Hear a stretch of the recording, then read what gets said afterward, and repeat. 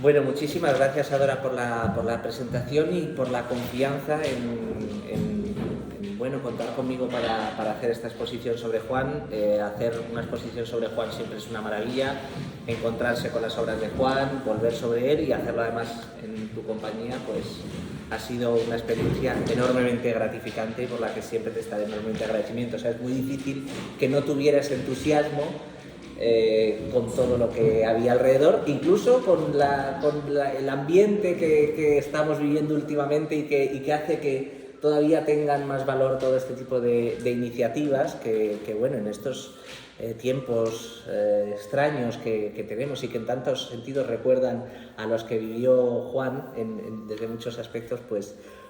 es estupendo el poder contar con este tipo de iniciativas. Bueno, el libro que les presento esta tarde, que efectivamente, como decía Dora, fue mi tesis doctoral, originariamente titulada Juan Hidalgo, Poética Política de la Indeterminación, un título así un poquito,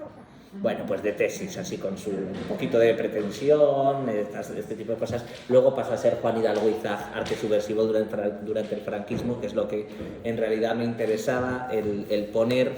un poco en valor, que era toda esa obra desconocidísima de Juan desde muchos puntos de vista y a veces no del todo bien incorporada a los relatos que se hacen sobre la historia del arte contemporáneo. Yo les voy a contar un poco de dónde surgió todo esto.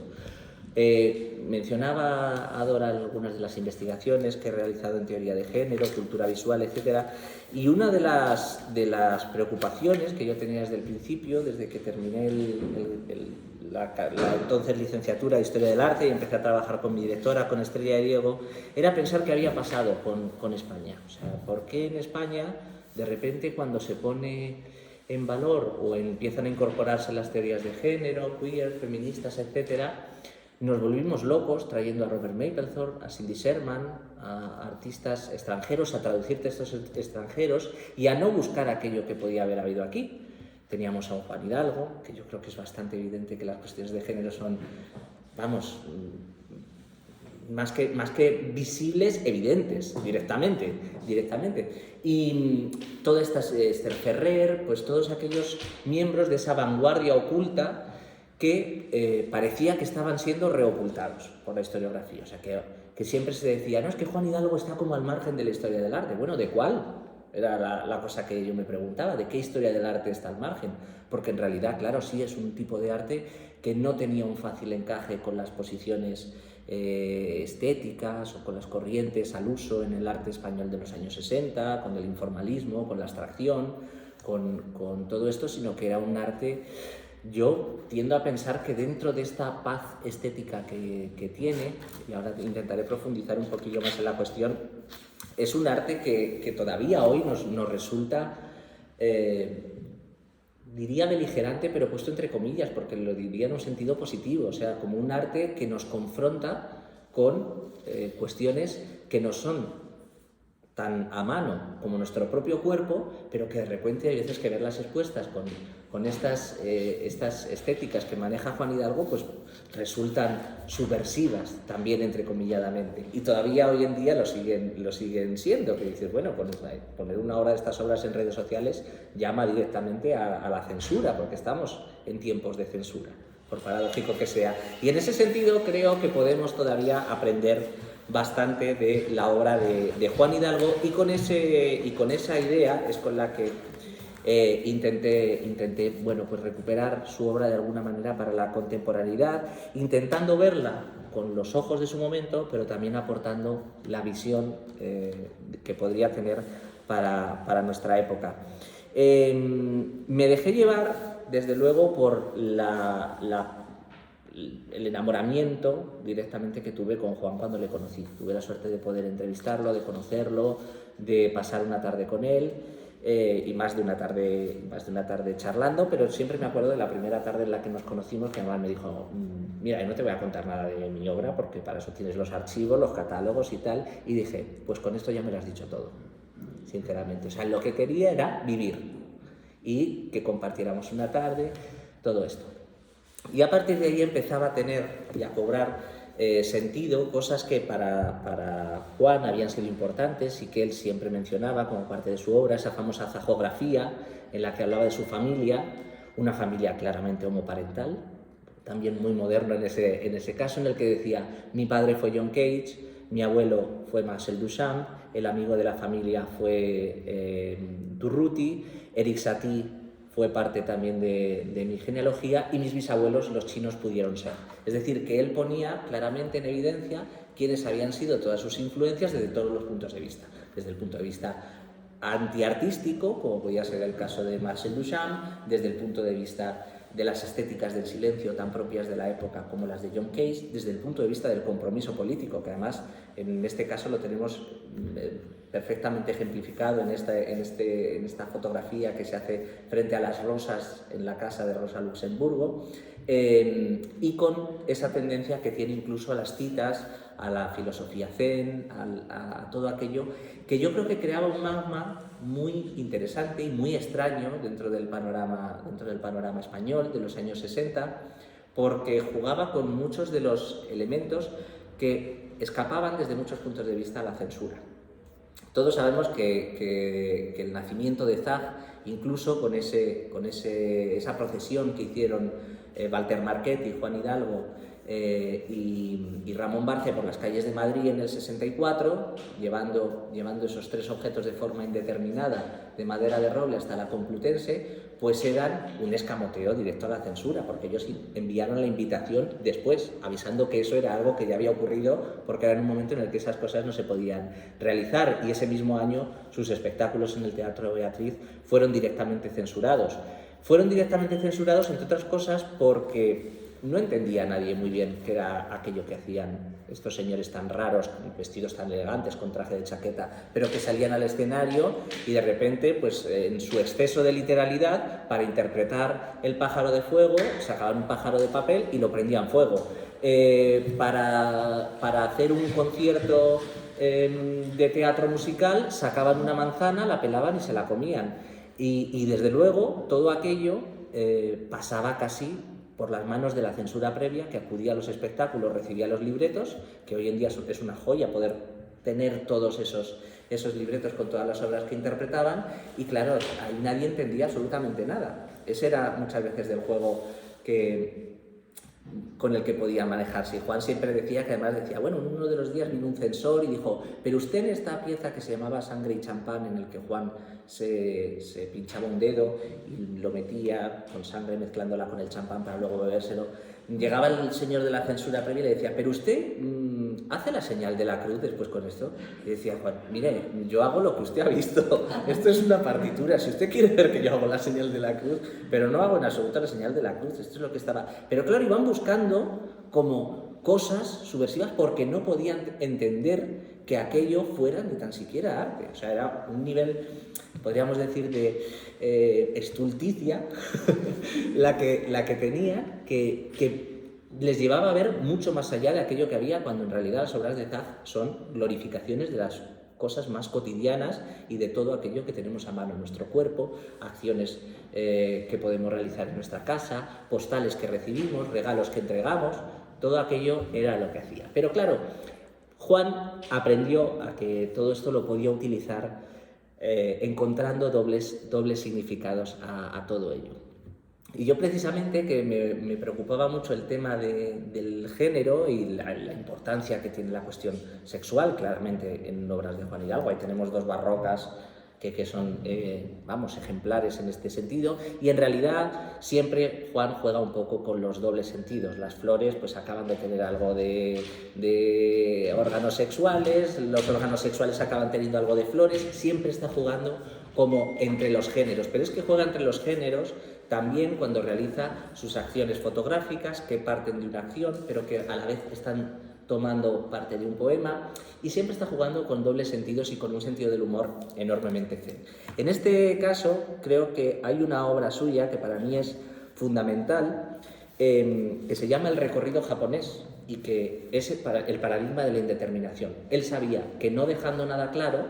todos los significados quedaban abiertos. Nadie iba a entender qué era lo que podía hacer, o qué era lo que realmente iba a hacer sobre el escenario o en sus acciones, y él luego, a partir de ahí, podía interpretarlo. Y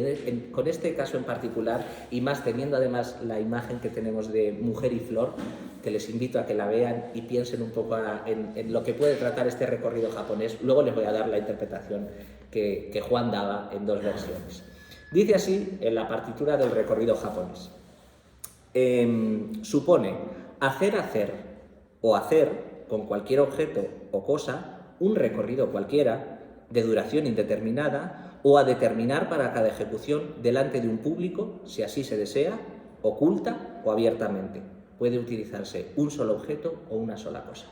Es decir, que dejaba a que cualquiera pudiera hacer lo que quisiera, con lo que quisiera, cuando quisiera y como le diera la gana. Él daba 2 interpretaciones para este recorrido japonés. Una, impregnada de este espíritu zen de sus bisabuelos, que los chinos pudieron ser, y que también le había llegado toda esta corriente zen por la vía de John Cage y todas las tendencias a la espiritualidad zen que impregnan la generación beat y toda la generación de los años 50, y que en su caso, bueno, pues él le daba esta interpretación diciendo que este recorrido japonés hacía referencia al camino que había hecho Bodhidharma, llevando el zen desde la India hasta China y con la posterior influencia en Japón. Entonces muchas de las acciones las hacía llevando una sandalia o un zapato en la mano, un objeto cualquiera, durante un recorrido determinado, pero también es verdad que luego él daba otra interpretación, y yo cuando me la contó entendí que aquí había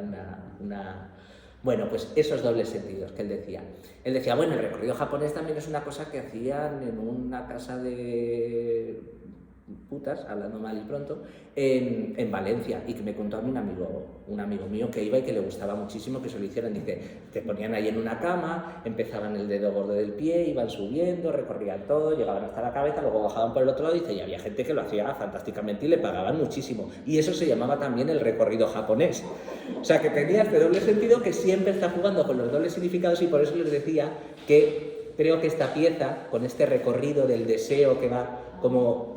yendo por encima de la mujer, atiende muy bien a todo este tipo de cuestiones, de cómo una acción o una poesía de Juan Hidalgo podía convertirse luego en una acción fotográfica, porque él nunca hizo fotografía. Él siempre decía que él no hacía fotografía, que él hacía acciones fotográficas,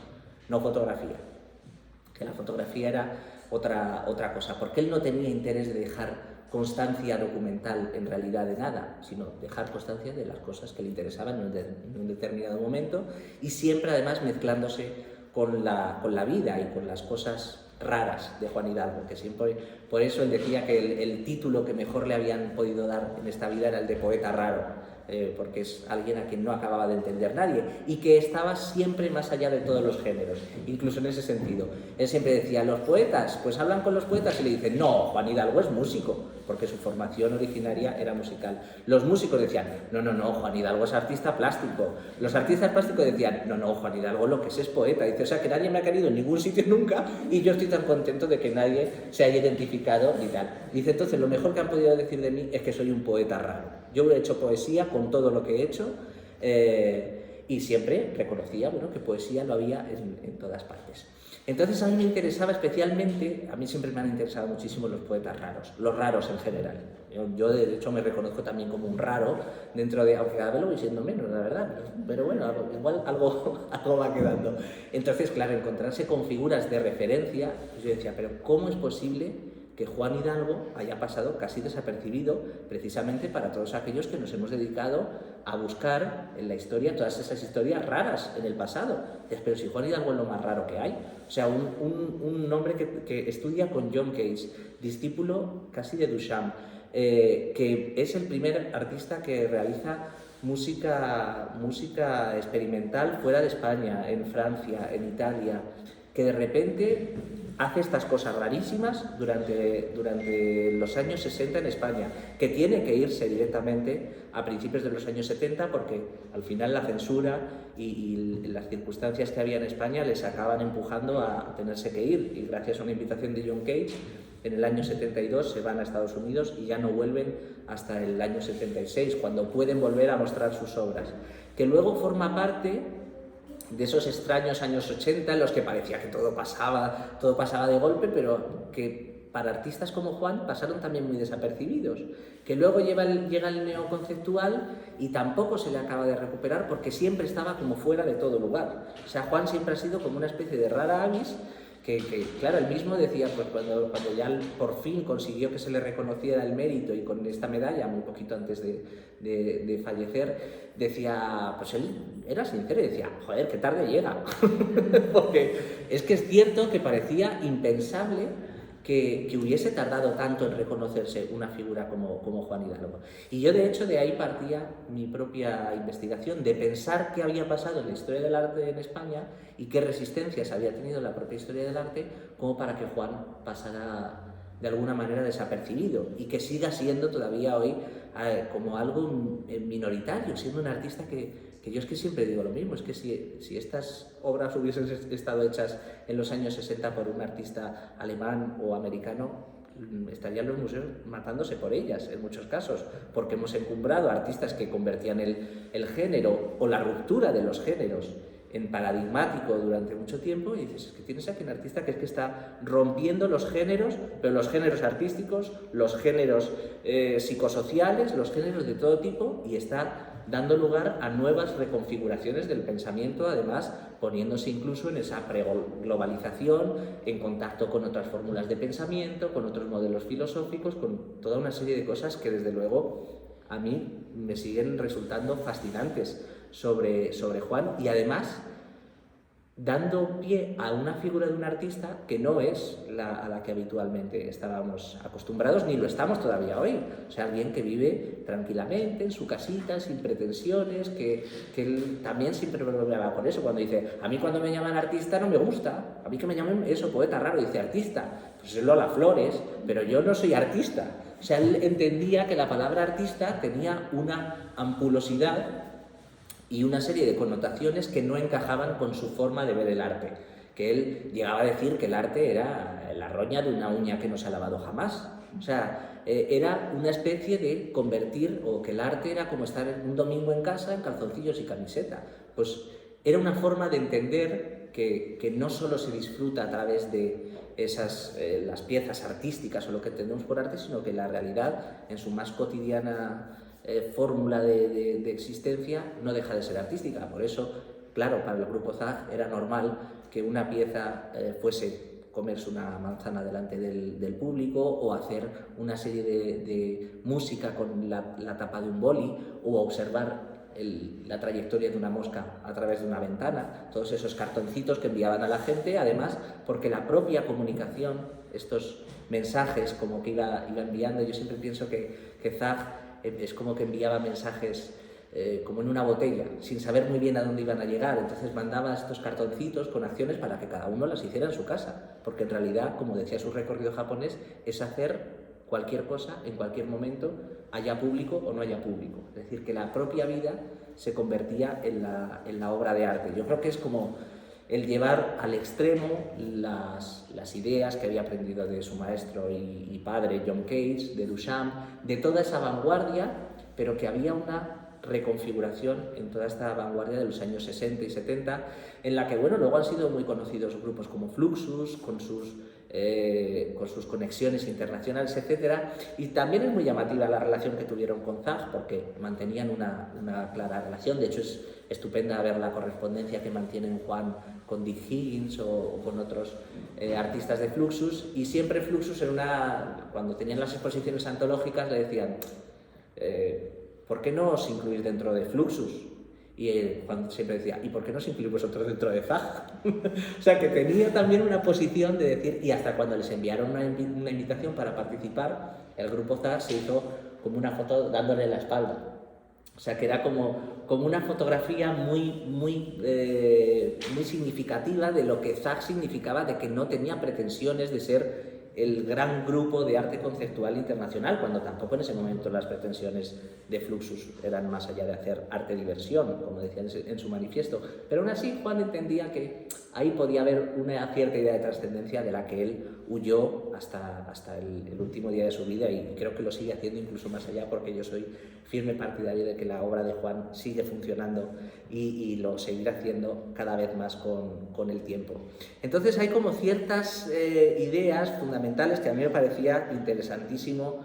tratar, y además porque, y en esto creo que sigue existiendo estos peligros de las censuras, de lo que de repente se considera subversivo, que ahora mismo, pues eso, un pezón de una muchacha como la que está en las fotografías de Juan, parece ser como dramático y tal, y Juan siempre le quitó mucha importancia a todo este tipo de cosas. De hecho, yo recuerdo una conferencia que dio en la Universidad de Valencia, que nos dejaba a todos empatados por la forma de llegar y hablar con total naturalidad, y decir, bueno, pero estamos aquí como podríamos estar desnudos, como podríamos estar todos, bueno, pues hay que, o sea, era como una naturalidad que, claro, visto además en un señor que había vivido todo, porque para mí, yo cuando me encontré con él, era encontrarse con la vanguardia, directamente. A mí me parecía imposible que Juan no hubiera trascendido. ¿Qué pasaba? Que luego pasabas una tarde con él, te tumbaba gin tonics directamente, y claro, cuando acababas yo decía, pues es que lo que me ha pasado es que me he enamorado, es que ya he dejado de ver a la vanguardia y veo a Juan Hidalgo. Y claro, yo me acuerdo que la noche que estuve con él, luego me fui al hotel, atravesando la Palma, yo iba hablando y escribí a mi directora y dije, no sé qué me ha pasado con Juan. Digo, o sea, me he quedado flipando, tal, no sé qué. Ella solo me dijo, sabía que os ibais a llevar muy bien. Porque lógicamente era... Y ella siempre me decía, además, que me orientó muy bien para eso. Lógicamente los directores están estrellas. Siempre me decía, mírate el catálogo de Juan Hidalgo. Me lo dijo así un día como quien no quiere la cosa. Mírate el catálogo de Zar, a ver qué te parece. Claro,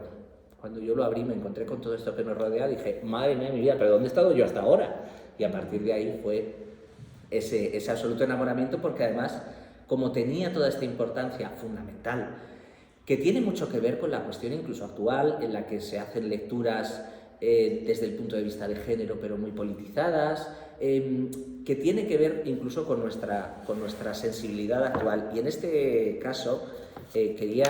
leerles también una nota de 1969, de Juan, que se llama El falismo de los saludos, y que yo creo que es, también teniendo ahí en el fondo estas barrocas y todas estas flores tan genitales que tenemos alrededor, pues creo que es, esencial para tenerlo. Y dice así, todo esto en el año 69. El brazo en el saludo fascista es un pene erecto, largo y fino, con glande en punta. Es un pene decadente y sus poseedores no demuestran o esconden complejo de inferioridad. El brazo en el saludo comunista, por el contrario, es un pene que se nos muestra corto, tal vez por modestia, pero fuerte y con potente glande en forma de puño. Es un pene ideal y sus poseedores no esconden o demuestran complejo de superioridad. El brazo en el saludo militar se cierra en ángulo, procurando perder su apariencia fálica, pero señalando la gorra, glande enano gigante. Es el pene más castrado y más engreído de todos. El brazo clerical, en las bendiciones, es un pene mediano y elegante, con disimulado glande fantasía. Se sacude arriba y abajo, a un lado y a otro. En el saludo convencional, al estrechar las manos, estrechamos nuestros glandes, lo que a veces nos suele producir un gran placer. Permítame que le presente a fulano de tal. Muchísimo gusto. El placer es todo mío. No olvidemos tampoco a las lánguidas hembras sofisticadas que desde más de 1 metro de distancia te presentan su serpentino falo para que beses con emoción su marmóreo glande desangrado. O sea, es que realmente eran unas cosas de una inteligencia y de un sentido del humor que lógicamente podían hacerlo pasar por cualquier cosa menos por lo que realmente estaba contando, que era, bueno, pues que en realidad de lo que está hablando es de lo mismo que se está hablando durante todos los años 60 y 70, que es de la politización de la vida cotidiana, de que todo lo que hacemos, todo tiene un significado, todo tiene una... pero él lo hace desde un sentido del humor que, claro, lógicamente nos pone como frente a un espejo, casi como estos espejos del Callejón del Gato, un espejo deformado que te demuestra, que dice, oye, es que todas estas cosas que yo pienso que a veces son como cotidianas tienen un lado detrás sorprendente. Toda su obra en realidad son como estos espejos que de cotidianos no acaban sino en un momento dado por darse la vuelta y mostrarnos la realidad desde otra perspectiva, porque hay veces que cuanto más nos fijamos en lo cotidiano, más descubrimos que se convierte en algo excepcional. Yo creo que eso es algo fundamental para todos los años 60 y que en la obra de Juan Hidalgo todos estos elementos cotidianos una dentadura, uno de sus amigos, una cena entre amigos, cualquier tipo de cuestión se acaba convirtiendo en algo completamente excepcional. También creo que en este sentido hay incluso una cena que promovía en una de sus acciones que acababa con un baño de mercurio entre toda la gente, que es como encontrar ese espejo en el que reflejar todas nuestras acciones, que había un momento en el que decía todo el mundo a nadar y empezaban a ver la ropa que se había quitado la gente bañándose en mercurio. O sea, una idea imposible, pero que en realidad tiene que ver con este descubrir todas las cosas del día a día que a veces nos pasan desde muchos puntos desapercibidos, y que Juan se empeñaba en embellecer absolutamente, en convertir en elementos excepcionales, precisamente porque lo que huía era de defender esa idea absurda de excepcionalidad. Creo que también en este caso hay uno de sus etcéteras, de estos poemas o de estas imágenes formadas por palabras que creaba en muchos casos, que repetía constantemente la palabra calidad, calidad, calidad, calidad, calidad, y de repente nos encontrábamos que había una pequeña rata en la que calidad se había convertido en cacalidad, y le había metido el caca por delante para bajarnos a tierra, hacer que cobrara significado todo aquello que decimos, oye, que es que las cosas según las vemos se pueden ver también de otra manera. Y son precisamente esos etcéteras y la propia idea del etcétera que a mí me llamaba muchísimo la atención. ¿Por qué llamar etcéteras a todo aquello, a todos aquellos poemas, a todas aquellas obras que realiza, aquellas notas que va realizando, que pueden ser, pues hoy he pasado por no sé qué lugar y alguien me ha guiñado un ojo, hoy he estado con no sé quién tomando algo en Segovia? O sea, que son estas notas, estos elementos que de puro cotidiano se convierten, ya digo, en excepcionales, y que él los denominaba desde muchos puntos de vista etcéteras. Y creo que eso es también especialmente importante, porque el etcétera precisamente es aquello que decimos como lo que viene detrás, lo que no tiene importancia, lo que no tiene ni siquiera sonido. Y hay veces que pasa tan desapercibido, y ahí es donde se encuentra precisamente lo importante. Cuando decimos muchas veces, no, porque eso no sé qué, no sé cuánto, etcétera, a lo mejor ahí, en eso que no se dice, porque o no se dice o no se puede decir, como era su caso en muchos aspectos, es donde se encuentra realmente lo importante. Y en este sentido creo que también era muy relevante su clarísima defensa de la homosexualidad y el uso tan inteligente que hacía del silencio. Si yo no puedo decir algo, voy a convertir el silencio en algo que grite. Ahí venía muy bien ese conocimiento que también había aprendido de primera mano de John Cage, con sus 4 minutos 33 de silencio, en los que al final lo que ocurría en el mundo durante esos 4 minutos 33, los ruidos, las toses, lo que cada uno pensábamos o hacíamos, era lo que se convertía en la propia obra, es decir, en el mundo cotidiano de lo que estaba ocurriendo. Juan, yo creo que aprendió enormemente bien en ese sentido, que en lo cotidiano se encuentra claramente lo excepcional, y yo sigo pensando todavía a día de hoy, después de tantos años, porque la tesis fue del año 2016, el libro del 18, pero pues tantos años como estamos después, sigo pensando que Juan sigue siendo de puro cotidiano, sin lugar a dudas, el más excepcional de los artistas con el que me he podido encontrar. Así que eso era lo que quería contarles hoy. Muchísimas gracias por su atención.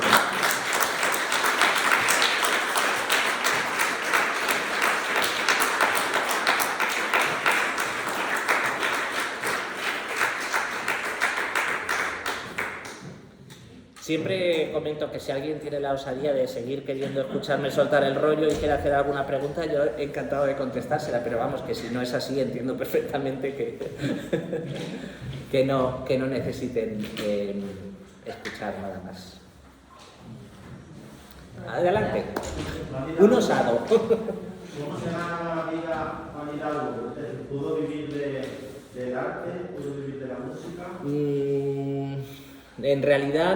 no vivió, a ver, durante épocas sí, cuando durante los años 60 trabajaba estudiando en la RAI o haciendo música experimental fuera de Italia, porque además iba él a los festivales como Darmstadt, los festivales de música experimental, iba pero no como artista español, porque los españoles no mandaban a nadie allí, sino iba como artista italiano. Y durante un tiempo sí vivió de hacer este tipo de acciones, pero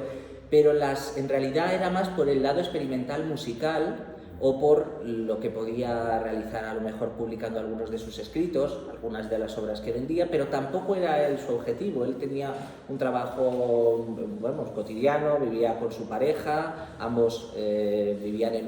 una casita en la cima de Ayacata, en la mitad de la Palma de Gran Canaria, y vivían pues criando sus perrillos y los gatitos Sphinx y cosas de esta, o sea que tampoco él tuvo una dedicación específica hacia el mundo de... Vamos, sí tuvo una dedicación específica hacia el mundo del artístico, pero no hacia el mercado del arte, por decirlo de alguna manera. Nunca le interesó esa forma de vida, ni ser el artista estrella, ni nada de eso. Que él investigaba o realizaba algunas cosas o daba alguna conferencia, pues ahí sí, claro, lógicamente, pero tampoco era muy pródigo en conferencias, entre otras cosas, porque hasta muy tarde, hasta bien entrados, yo diría casi los años 90, un poquito más tarde, no empezó a ser un poco recuperado por todos aquellos que empezábamos a mirar quizá la historia del arte. A ver, había habido, no voy a pecar de adanismo, había habido otros intentos antes, cuando por ejemplo se hace la exposición de Fuera de Formato sobre arte conceptual en España y todo eso, que habían recuperado, pero no tuvo una trayectoria tan claramente dedicada a lo artístico desde un punto de vista profesional como pudo tener, por ejemplo, Esther Ferrer, que fue compañera suya en los tiempos de Zag y que además luego ha tenido otro recorrido distinto. Juan era más, en ese sentido, como más indeterminado, en el sentido de tener una visión pues como muy del día a día, pero hombre, claro, lógicamente yo supongo que en algún caso por lo menos algo de reconocimiento, de haber podido seguir teniendo lugares en los que seguir investigando, porque Juan no dejó nunca de investigar. Todo lo que hacía era fruto de investigaciones, de combinar un formato en otro y de hacer trabajar la mente desde todos los puntos de vista posibles que lo podía hacer, pues, mediante la escritura, la fotografía, las acciones. Pues ahí quizá podría haber sido un gran experimentador. También es verdad que, por ejemplo, todas las acciones que realizaba con el grupo Zag, bien fuese en el Teatro Beatriz o en los colegios universitarios, que era donde se podían hacer en ese momento este tipo de acciones extravagantísimas y de vanguardia, pues tampoco les reportaban les reportaban sobre todo salir en las secciones de sucesos de los periódicos, que yo siempre me acuerdo que cuando iba a buscar la información sobre Zag no había que buscarla en Cultura, sino en Sucesos, porque siempre era la noticia de han cancelado el grupo de no sé qué, tal, de repente actúan en los encuentros de Pamplona y ese mismo día, al lado de donde están haciendo un concierto Zag en el Gallarre, hay una especie de atentado, la gente se levantaba entre el público, les invadía el escenario, luego les calificaban en la prensa de terroristas directamente por comerse una manzana en el escenario o hacer este tipo de cosas. O sea que Zag tenía un muy difícil encaje incluso en los circuitos artísticos tradicionales, no estaban los circuitos artísticos tradicionales. Y además es que de hecho hay con ellos una cosa que a mí me parecía muy particular y por eso hacía antes referencia a lo de los años 80, y es que de ser subversivos durante los 60, porque era algo inaudito, luego cuando vuelven a finales de los 70, de repente, por ejemplo, hacer una actuación en la Galería Juana Mordó, y los nuevos jóvenes empiezan a reírse de ellos pensando que son dinosaurios y a boicotearles también, a los que les llamaba en ese momento Juan Manuel Bonet los adversarios de adversus, es decir, aquellos que van contra los que van contra todo, o sea, una especie como de vuelta de tuerca, y se considera de repente que Zag son como dinosaurios en el panorama español cuando acababan de volver casi del exilio. Y cuando cambia también a lo mejor hay un poco la forma de verse a sí mismos de Zag. Yo creo que a finales de los años 70, a principios de los años 80, el propio Juan es cuando también empieza a hacer muchas más acciones fotográficas, a dejar un poco más de constancia, porque Zag, que se había empeñado en no pasar a la historia, pues lo había conseguido. y hubo un momento en el que yo creo que ellos mismos dijeron, oye, es que al final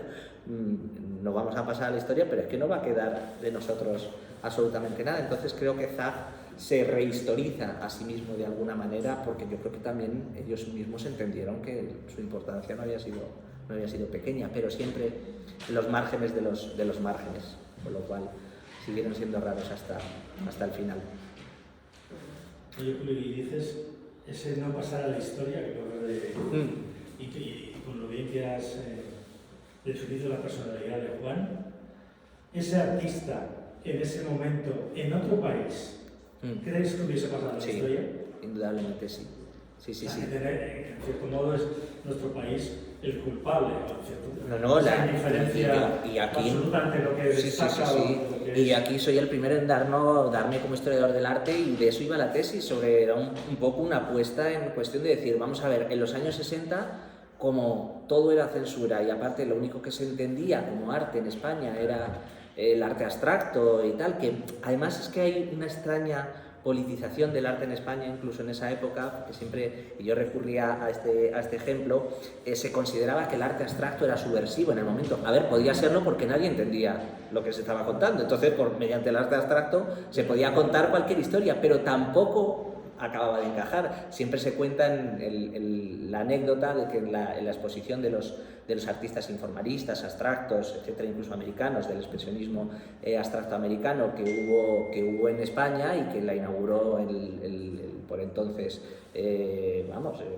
generalísimo, directamente, pues le comentaron, su señoría, cuando llegaron a la sala de los artistas expresionistas abstractos y tal, su señoría, estos son los revolucionarios. Y dijo, pues mientras que hagan la revolución así. O sea que el propio franquismo tenía una idea que, claro, como de lo abstracto no se podía sacar nada, nadie podía entender muy bien qué era lo que pasaba, pues no había manera de hacerlo. Entonces Zag sí resultaba más sospechoso por su exceso de literalidad, porque por eso tampoco entendían que alguien pudiera llegar y beberse un vaso de agua o llenar una copa de agua y hacer que desbordara porque estaba haciendo referencia a un cuento zen. Entonces, claro, los censores estaban ahí como diciendo, ¿pero estos qué quieren decir? Y de hecho, yo siempre lo digo como de broma, pero muchas veces los censores fueron más astutos que los historiadores y críticos del arte de la época en ver que ahí se escondía algo, en ver que eso no era solo lo que estaban viendo. Y de hecho, vamos, lo más divertido que se puede uno leer, las críticas que salían en el ABC o en los periódicos de la época a ese primer concierto Zag que hace en el Beatriz y lo que opinaba la gente, porque sobre todo recogen los comentarios del público. Y de repente aparecían Walter Marchetti o Ramón Barce o Juan haciendo el número en el que volcaban una botella en un vaso hasta que rebosaba y caía, y de repente gritaba la gente desde los palcos, mantenga limpia España, ¿cómo se nota que paga el ministerio? O sea, que había como unas percepciones acerca de lo que pasaba. Y luego, claro, el periodista entrevistaba a la gente cuando salía y decía, y cogía chavales que eran los que iban y decía, y yo ahora que le pregunto a mi madre, ¿qué le digo? ¿Dónde he estado? Porque claro, no sabían ni qué era lo que pasaba, y de repente hacían algo así en la universidad y había un jaleo en la universidad tremendo porque se entendía que ahí detrás había mensajes subversivos. Ya digo, por un concierto Zag, a Juan, Walter y Esther los tacharon de terroristas directamente en los periódicos, y cuando fueron a Valencia, de repente a Esther, lo más bonito que la llamaban, empezaba por P y acababa por Uta. O sea que es que era una cosa tremenda a lo que se enfrentaban, porque no acababan de encajar muy bien en eso. ¿Qué pasa? Que de ese silencio inicial de la crítica nada preparada del momento, cuando empezó a haber una crítica un poco más preparada, dio un poco la espalda a todo lo que había ocurrido durante ese momento. Entre otras cosas porque, bueno, pues salvo casos enormemente excepcionales, como podían ser, pues, por ejemplo, el de Ángel González, o aquellos que habían, por un lado, los que habían estado más politizados, como Llorens, Bozal, etcétera, lo leían solo desde el punto de vista político, y todos aquellos nuevos críticos que abjuraban un poco de la lectura política del arte español tampoco sabían muy bien dónde encajarlos, porque Zag ni llegaba a ser político ni llegaba a no ser político, no eran figurativos, no estaba en ningún lado. Luego llegan los años 80, las nuevas corrientes neoconceptuales, y Zag es recuperado como arte conceptual, pero es que es algo que iba mucho más allá del conceptual también. O sea, no solo podían ser conceptuales. Y cuando llegan los 90 y la teoría de género, pues es que nos pusimos a buscar teoría queer, en lugar de buscar a los raros que habíamos tenido aquí realmente. Con lo cual ha ido pasando mucho tiempo hasta que Juan ha podido encajar, que no encaja todavía, está clarísimo, en los cánones, pero cada vez más, indudablemente, en los cánones de la historiografía tradicional del arte. Porque los propios historiadores del arte durante mucho tiempo parecía que no nos las queríamos tener que ver con algo tan raro como Zag. A mí me llama muchísimo la atención que alguien tan sumamente enterado de todo lo que ocurría, enterado en el buen sentido, y no de enteradillo, como se dice muchas veces, sino de enterado, de informado, de alguien absolutamente preparadísimo, como es Simón Marchand, en su libro del arte objetual al arte de concepto, menciona a Zag en una nota a pie de página. O sea, a mí me parece muy llamativo que Zag fue incluso para aquellos que más preparados estaban para poderse enfrentar a unas prácticas como las de Juan Hidalgo, Marchetti y Esther Ferrer, una nota a pie de página. O sea, creo que es una metáfora muy buena de que no supieron muy bien cómo encajarlo y luego casi como que se fue olvidando. Luego Juan, además, pasó a vivir esta vida casi de exilio espiritual en su casita de Ayacata y fue muy poco recuperado. Así que, lógicamente, ya digo que no voy a ser yo el primero que tache de adanismo. Hay textos fundamentales como los de José Buxán, los que escribió también Estrella de Diego sobre él, que intentaban tirar de ese hilo oculto, de esa historia un poco dejada de lado en la historia del arte español. Y yo en realidad lo que acababa era defendiendo que es que hay una imposible recuperación de Juan Hidalgo, que es que Juan Hidalgo siempre se va a escapar de todos los cánones, que es como le intentamos poner un molde encima y él se escapa en ese momento por otro lado, y siempre tiene además todas estas múltiples lecturas que no le permiten ser solo conceptual, ser solo queer, ser solo arte de los 60. Es que se escapa por todos los lados, es el poeta raro en esencia y existencia directamente, o sea que... Pero bueno, ahí los historiadores tenemos labor por hacer todavía. Y hombre, pues en mi pequeñísima contribución, que fue esta tesis, que tampoco es la primera que se hace sobre Juan, pero bueno, quizá la que le situaba un poco en un determinado contexto, marco cultural de la propia historia de España, pues confío en que haya resultado útil en este sentido, como lo fue la exposición que realizó Fernando Castro en Tabacalera, que también puso en evidencia oye, es que Juan no era un señor es que hacía muchas cosas, y muchas de ellas, como obras que están aquí expuestas, pues no se habían visto desde los años 80,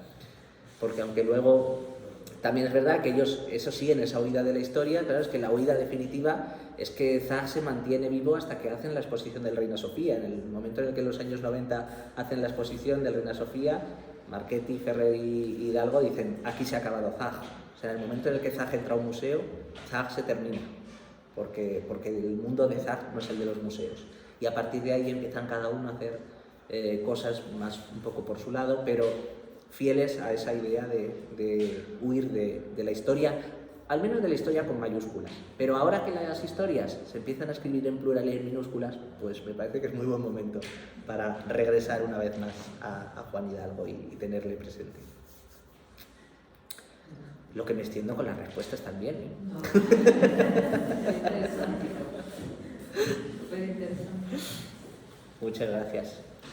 Pues nada, la verdad es que nada, solo corroborar el agradecimiento a Dora por contar conmigo para esta exposición, que para mí ha sido una experiencia maravillosa, todo este trabajo sobre Juan, porque es que trabajar sobre Juan y con Juan, porque todavía trabajamos con Juan, siempre es absolutamente maravilloso. Así que sin algo contribuir a transmitirles un poquito del amor y la admiración absoluta que siento hacia él, más que como historiador y como todo, como aquel que ha tenido la suerte de poder compartir un cachito de su vida con Juan, pues yo encantado de poder hacer. Es cierto que cuando has tenido la oportunidad de enamorar y entiendes su actitud, ¿no? Sí. Y nunca hasta el final fue rebelde. Sí, total. Nunca hizo concesiones. A mí en ese sentido me admiraba muchísimo, porque hasta el final hacía unas declaraciones en prensa sin ningún pudor, decía lo que quería, lo que creía, lo que pensaba sin miedos, ¿no? Sí. Y pues eso, enamoraba su manera de estar en la vida, y es verdad que en lo cotidiano, lo más sencillo, él encontraba pues esto que no acabamos de llamar arte. Efectivamente, claro, no, pero es que yo además siempre lo recuerdo, y aparte por eso para mí fue un shock, porque claro, salimos todos de la carrera un poco con las estructuras mentales académicas puestas de el arte tal, y de repente te encontrabas con un artista que parecía que no hablaba de arte en ese momento, porque pasar una tarde tomando copas con Juan era estar con la vanguardia misma, pero claro, acostumbrados a esto, yo me acuerdo que lo primero que me dijo es de ni grabadoras ni leches vas a poner. Lo que quieras saber de mí te lo buscas todos los archivos, que para eso eres un historiador del arte. Yo lo que quiero es que hablemos, que charlemos, que me cuentes tu vida, tal, y de ahí saqué indudablemente la clave de todo esto. Y además, la clave de lo que tenía que ser el hacer una tesis sobre Juan y la forma en la que tenía que realizarla y tal, y él siempre, luego yo recuerdo el día que la leí, que él ya estaba, que tenía dificultades para moverse, no pudo venir, y envió con Carlos una nota que yo la sigo teniendo guardada, y claro, ahora cada vez que uno la lee no puedo evitar que se salten un poco las lagrimillas, porque él, además, ese mismo día que luego hablé con él, pues me ha dicho lo más bonito que me han dicho en mi vida, que es de: a mí lo que me ha gustado de ti es que no has sido un coñazo.